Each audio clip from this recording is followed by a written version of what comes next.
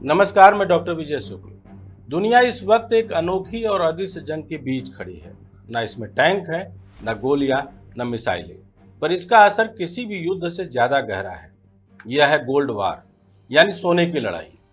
एक ऐसा दौर जिसमें दुनिया की महाशक्तियां अपने केंद्रीय बैंकों के खजाने में सोना जमा करके आर्थिक सत्ता की नई परिभाषा लिख रही हैं। इस बार मैदान है ग्लोबल फाइनेंस, हथियार है गोल्ड और निशाना है अमेरिकी डॉलर की डिकेड्स पुरानी बादशाह। यह कहानी अचानक शुरू नहीं हुई। जब रूस पर यूक्रेन युद्ध के बाद पश्चिमी देशों ने आर्थिक प्रतिबंध लगाए और उसकी विदेशी मुद्रा संपत्तियां फ्रीज कर दी, तब बाकी देशों को पहली बार यह समझ आया कि डॉलर में रखी गई संपत्ति असल में उनके नियंत्रण में नहीं है। जिसने भी यह दृश्य देखा, उसके दिमाग में एक ही बात आई, अगर कल अमेरिका हम पर नाराज हो गया तो हमारे अरबों डॉलर किसी बटन दबाते ही बेकार हो सकते हैं। यहीं से शुरू हुआ गोल्ड एक्यूमुलेशन का नया युग, जो पहले सिर्फ सुरक्षित निवेश था, अब राष्ट्रीय रणनीति बन गया।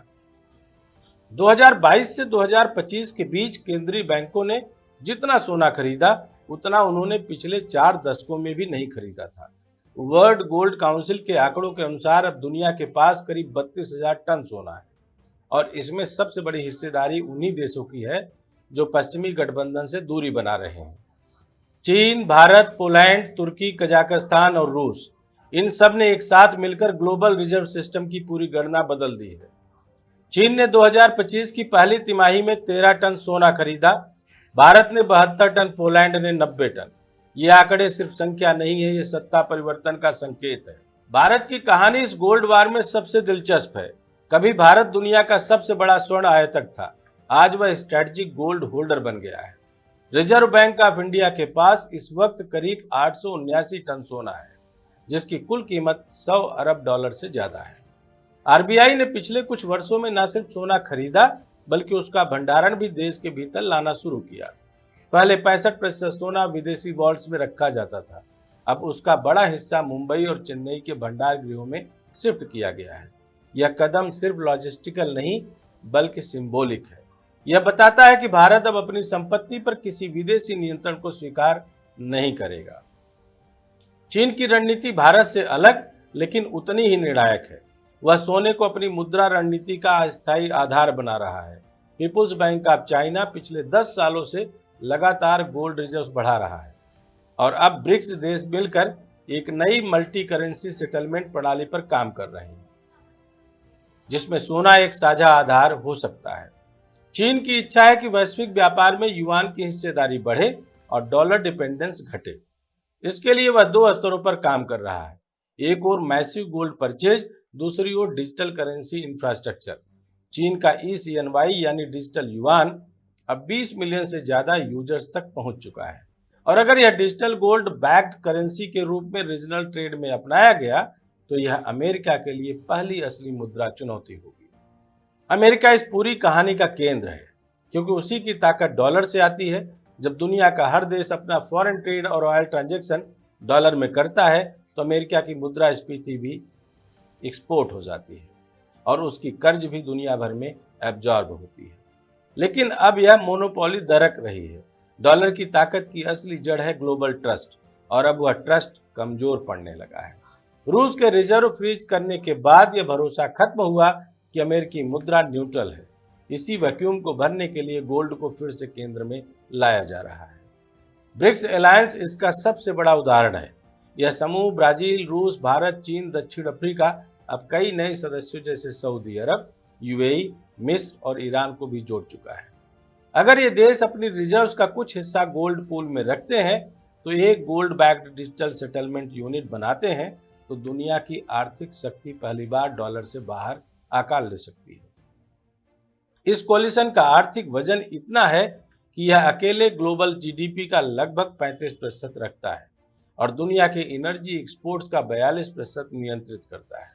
अगर इस समूह का एक भी हिस्सा तेल का भुगतान गोल्ड लिंक्ड करेंसी में करने लगे, तो पेट्रो डॉलर की नींव हिल जाएगी। वहीं पश्चिम एशिया में सऊदी अरब और UAE जैसे देश भी अब बहुध्रुवीय वित्तीय व्यवस्था की तरफ बढ़ रहे हैं। चाइना और सऊदी के बीच ऑयल कॉन्ट्रैक्ट में युआन पेमेंट की चर्चा, और UAE के ब्रिक्स सदस्य बनने के बाद डिजिटल ट्रेड सेटलमेंट की योजना। इस समीकरण को और जटिल बना रही है। यह सब मिलकर एक नया फॉर्मूला बनाते हैं, gold plus digital settlement plus energy trade, यानी कि end of dollar monopoly. America इस इक्वेशन को समझता है और इसलिए उसने भी डिजिटल डॉलर प्रोजेक्ट शुरू किया ताकि डिजिटल युग में उसका करेंसी कंट्रोल बना रहे। लेकिन फेडरल रिजर्व जब भी इस पर डिवाइडेड है।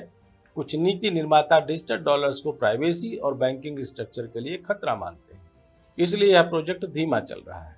इसी हेजिटेशन का फायदा चीन और ब्रिक्स उठा रहे हैं। अगर डिजिटल डॉलर आने में देर हुई और गोल्ड बैक्ड डिजिटल करेंसी पहले सक्रिय हो गई तो डॉलर की पकड़ कमजोर होना तय है। भारत इस पूरे संघर्ष में संतुलन की स्थिति में है। वह एक ओर अमेरिका का स्ट्रेटेजिक पार्टनर है, दूसरी ओर ब्रिक्स का मजबूत सदस्य। इसलिए भारत के पास दोनों दुनिया के दरवाजे खुले हैं।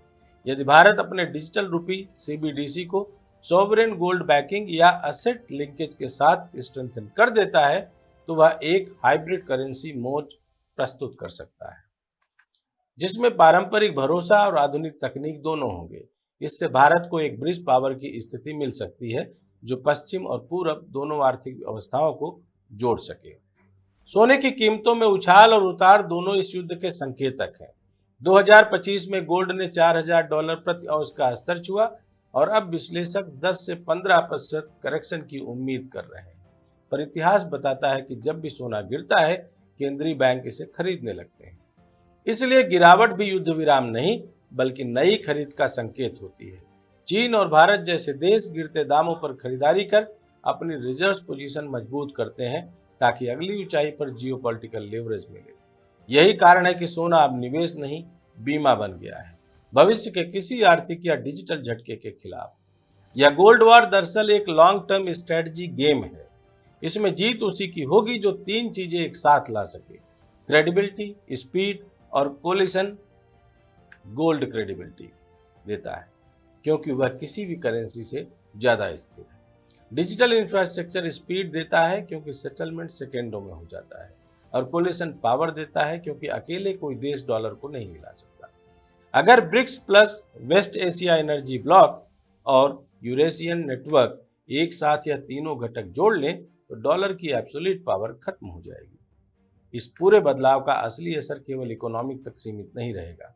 डॉलर की सुप्रीमेसी ने अमेरिका को जियोपॉलिटिकल लीवरेज दिया है, प्रतिबंध लगाने, बाजार नियंत्रित करने और ग्लोबल नैरेटिव तय करने का अधिकार। अगर यह शक्ति घटती है तो इंटरनेशनल पावर स्ट्रक्चर भी बदल जाएगा। डॉलर सेंट्रिक ग्लोबलाइजेशन की जगह multi currency gold backed generalised world order आ सकता है।